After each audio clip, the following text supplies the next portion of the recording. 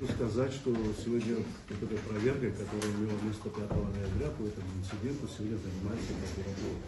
6 ноября материал был дан переслан из управления внутренних дел. В настоящий момент, вот уже прошло 5-6 дней, выполнен большой объем работы. Мы уже опросили много людей. Их имена озвучивать не можем в интересах работы, но со временем, если такая необходимость возникнет, мы можем такую информацию дозированно дать парламенту. Мы можем его закрыть, объявить. Да, обсудить мы можем. Есть какие-то вещи, которые мы можем обсуждать. Есть какие-то вещи, которые нам закон не позволяет сделать. Что касается... Давайте позволим, я с удовольствием. Надо быть открытым, а в чем успевать будем? Ну, совбез мы проводим обычно в закрытом режиме. Что касается самой ситуации, вот, на сегодняшний день, с учетом того, что пока всего несколько дней прошло, мы уже приблизительную картину видим и понимаем для себя, что произошло. Вот, были переданы гаджеты, вещественные доказательства, наверное, как многие думают, службе госбезопасности, которые впоследствии должны были быть пересланы в прокуратуру. Абсолютно верно говорит Дмитрий Сергеевич, что была информация, что эти носители находились у посторонних лиц. Я вам просто сейчас поясню, с точки зрения действующего законодательства, любой предмет, который может оказаться у третьих лиц впоследствии в качестве носителя информации вещественного доказательства в рамках предварительного следствия и судебного разбирательства использоваться не может. Это, чтобы вы понимали, это не односторонняя наша позиция, это законодательство требует именно такой процедуры. Поэтому на тот момент, когда передавались, я не знаю, вот есть у меня сегодня такая информация есть, что несколько часов у кого-то они находились в руках, но даже если мы захотим, мы это сделать не можем. Приобщить их к сегодняшним материалам и, возможно, в перспективе, если это будет какое-то уголовное дело, ссылаться на них мы не можем.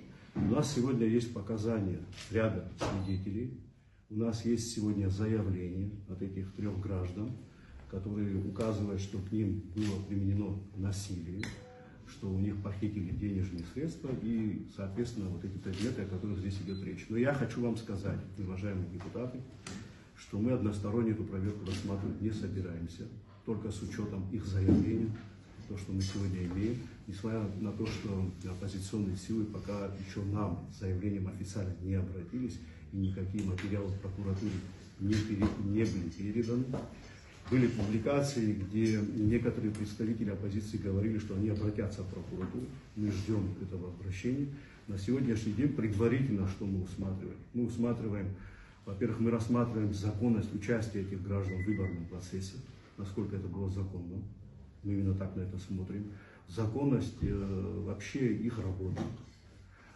Есть государственная миграционная служба, которая проводит эту политику. И мы уже к ним обратились, но пока официального ответа не имеем. Но я, как прокурор, могу вам сказать, что любой иностранный гражданин, который прибывает в Республику Абхазия, должен получить разрешение для трудоустройства и осуществления трудовой деятельности. Насколько мне известно, у них этого не было.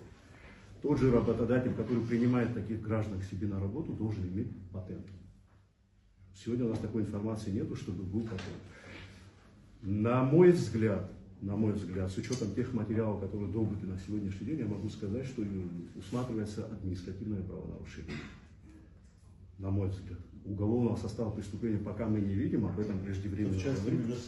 Да, административное правонарушение. Что касается другой стороны медали, если мы говорим об объективности и законности, мы должны справедливо подходить ко всему.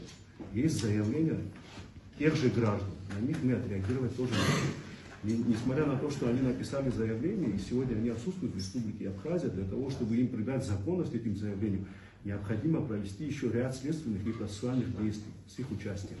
Нам сегодня это не представилось сделать, с учетом того, что они на территории Республики Абхазия отсутствуют. Какую оценку мы дадим действиям тех лиц, которые приехали и применили насилие, это уже время покажет. Если будут соответствующие материалы, естественно, мы дадим этому тоже объективную оценку. В любом случае, да, был сигнал, что эти граждане находились здесь, абсолютно верно. Ну, я как прокурор могу сказать, что в такой ситуации, конечно, необходимо привлекать правоохранительные органы. Надо было вместе с нами туда выезжать. Мы должны были все это заактировать, изъять должным образом и приобщить к материалам проверки. За дальнейшие действия мы несем ответственность. Если мы законным путем это все смогли бы изъять. Сегодня у нас этого нет. Еще раз хочу сказать, довести до вас, в одностороннем порядке проверку проводить никто не будет. Никакое правонарушение не может быть оправдано применением насилия. Это все должны тоже прекрасно понять.